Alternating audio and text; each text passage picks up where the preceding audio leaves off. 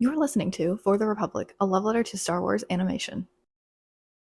Another thing that's happened since we have last met up is I, for the first time, got to go to Galaxy's Edge, which is so exciting. This was my first time at Disney in general since 2007, which is just insane to think about. It's been most of my life. I went when I was 9 years old. I have not yet been able to experience that in my adult life.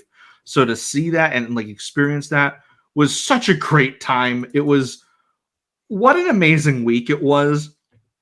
But Hollywood Studios was the thing I was looking forward to the most because I got to experience Galaxy's Edge for the first time. And let me just walking in there and just experiencing Batuu was so cool. I was almost just kind of expecting the minute I walked in to just immediately be engulfed by the John Williams score and everything. And it wasn't quite that, but you immediately everything shifts and it feels like you're in the universe. You see droids everywhere, you see outposts, you see so many different things. I saw Rey almost immediately, which was amazing. And then just the lightsaber building experience. That was one of the things that we made it a point to do almost immediately. We had our reservations, we got it. I'm gonna add some videos and post when we do this of my the ending experience of building the saber. I have posted it on Twitter at Starlight Andrew if you want to follow me there. It was just crazy, man. It was so cool. It was so cool. Again, shout out to the cast members and the dedication of making this. It was not just you put a thing together and you go burr. It was a performance. it was an event. They have this build up, this story of explaining you got to keep hush hush because the First Order might catch us and you can't call it. You make sure you call it scrap metal. And it was so cool because they give you these bags to carry the saber with afterwards, which were not comfortable. But I had to carry it around the whole time. And when I'm on Rise of the Resistance, a First Order officer comes up to me and they point out, what is that? And I was like, scrap metal. And they were like, I doubt that very much. I was like, I called it. I used the bit. It came back. But just telling the stories of the meaning of sabers and the meaning of the Jedi and of Rey's resurgence and there's whispers of a new Jedi, which I thought was so cool. And I was, of course, because I'm an asshole and I'm a cynical fuck, and knowing the state of the Star Wars fandom, I was half expecting someone in the room to be like, not Rey Palpatine, you need the Mary Sue. That didn't happen, thankfully. There's too much magic happening for anyone. I know. If anyone going there feels like that, I doubt say again, all the people that say Star Wars is dead, no one cares. Literally, as soon as I walked in to Galaxy's Edge, I saw 3 different people dressed as Rey. I saw more Star Wars shirts that whole week than I did any other Disney property. So no, it's not dead. People still love these things. Just because your bubble of the internet doesn't like them doesn't mean that they're not loved everywhere. Shock of shock, Twitter, and the love for these things, measurement of reality. Yeah. And Rise of the Resistance is just one of the coolest rides ever, but I'll talk about that. But it was so cool because they when you walk into the workshop, they give you this choice of what style do you want to build your saber in? And I ended up going with, I don't remember the name of I wanted to go with one of them, but they were like, oh, we don't have the part for this. And I was like, damn it. Because it kind of looked like Gunji's saber. And I wanted that kind of saber. But I went with this.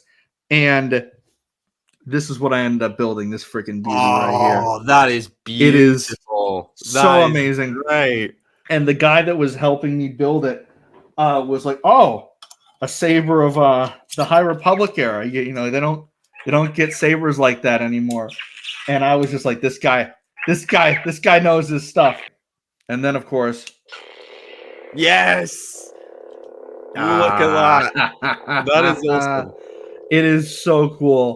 And then, of course, later in the night, had to take some pictures by the Falcon. That is I'll fantastic. probably add man. more, but I was sitting on those because I'm like, I got to make sure they turn out good. And That is just, glorious. I was like, I need to take one. All right, I took several, but like that was like immediately I was like, I know what I'm doing. I need to do this. This is a bucket list moment. And just seeing the Falcon in person, I was just like, this is insane.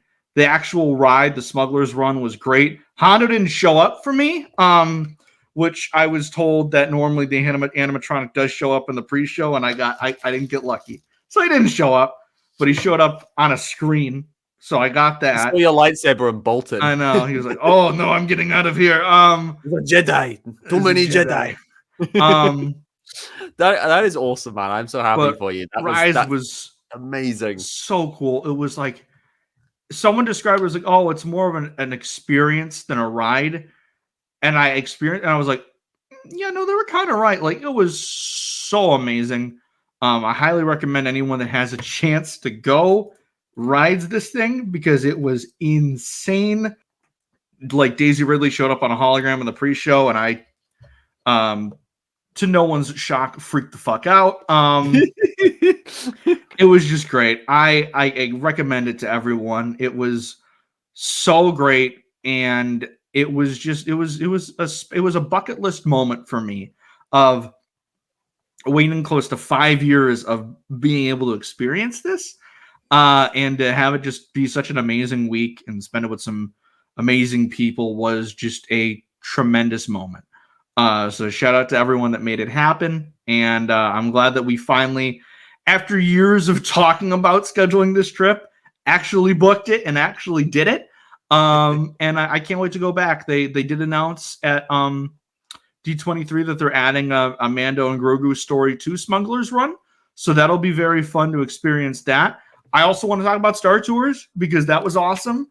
You did Star Tours as well. We did Star Tours 3 times. So we went on.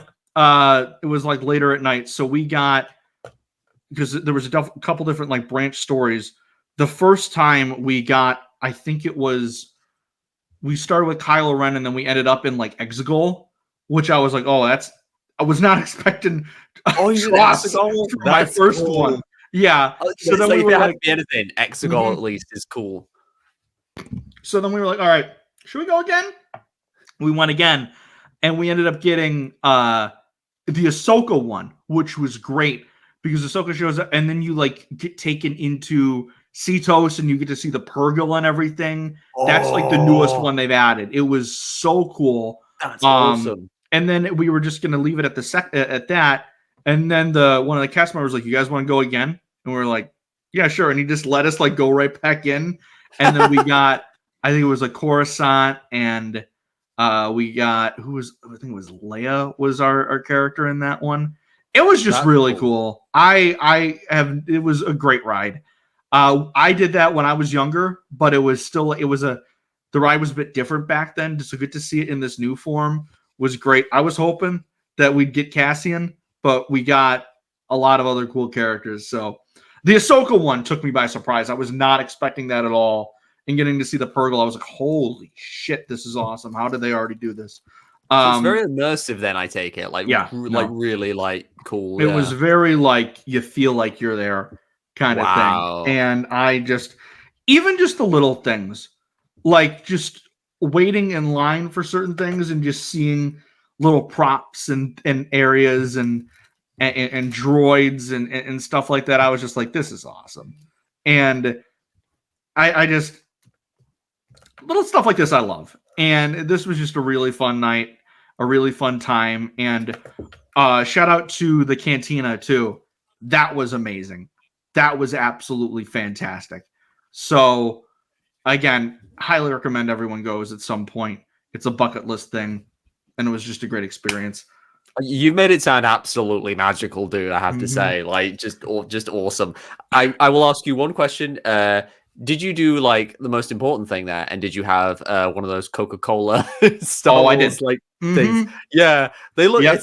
It's the funniest thing for me that like they have branded soft drinks. Yeah, they have the thermal detonators. We did that, and we tried the blue milk, which was pretty good. You tried the blue milk. That's I was awesome. worried because it had like a coconut milk base, and I was worried because sometimes it just like really upsets my stomach.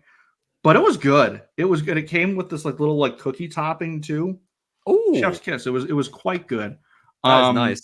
Very Did you go to- photogenic drinks. Did you go to Doc Ondar's shop? See that? Yes, we did. Ithorian? Yes. The Ithorian again. I had bad luck with the animatronics and the characters this whole. Oh, did he? Was he did absent? not see the Ithorian was not was absent, and like in all the parks, there were not many characters walking around like the whole time. Like we had a lot in Hollywood Studios, but like it was very very hot that week, so that probably had something to do with it. Yeah. But we only saw like in Galaxy's, we saw Rey, we saw a couple stormtroopers, we saw a First Order officer, we briefly saw Chewie. That was the other theme for our trip. Is every single time we'd see a character, it would be right when they're like leaving. So like, we were, oh Chewie, oh he's leaving. Oh Chip, oh they're leaving. Like that happens so many times on this trip, I swear.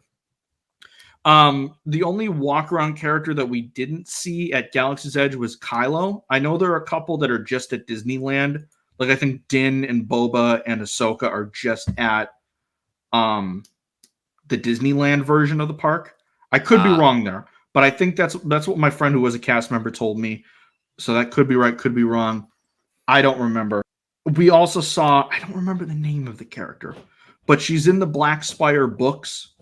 And she's a walk around character in the park too. Interesting. And she was with Rey. And my girlfriend was like, "Oh, who's that?" And I was like, "I think she's a character in the books, and they made her for the park, but I don't quite remember."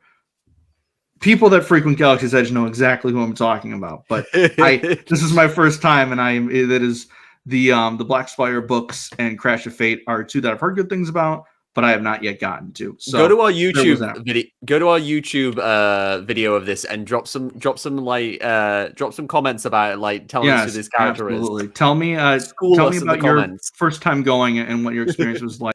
Again, just seeing people like with the sabers and dressed up and everything. We want to go like when it's a bit cooler out next time, just so I can do that, and so we can maybe like do a Disney bound or because they were selling like the robes and the tunics and shit, but there was one I was looking for, but I couldn't find it. So I'm hoping I find it at some point, but it was just really cool, and it's just I could totally see myself getting immersed in it because I was, and we were at that area of the park for a solid 3.5, 4 hours. So it was like a nice chunk of time we spent there. But yeah, I would highly recommend it, and definitely two things. If you do two things, build a saber and ride the Rise of the Resistance. I didn't get to build a droid.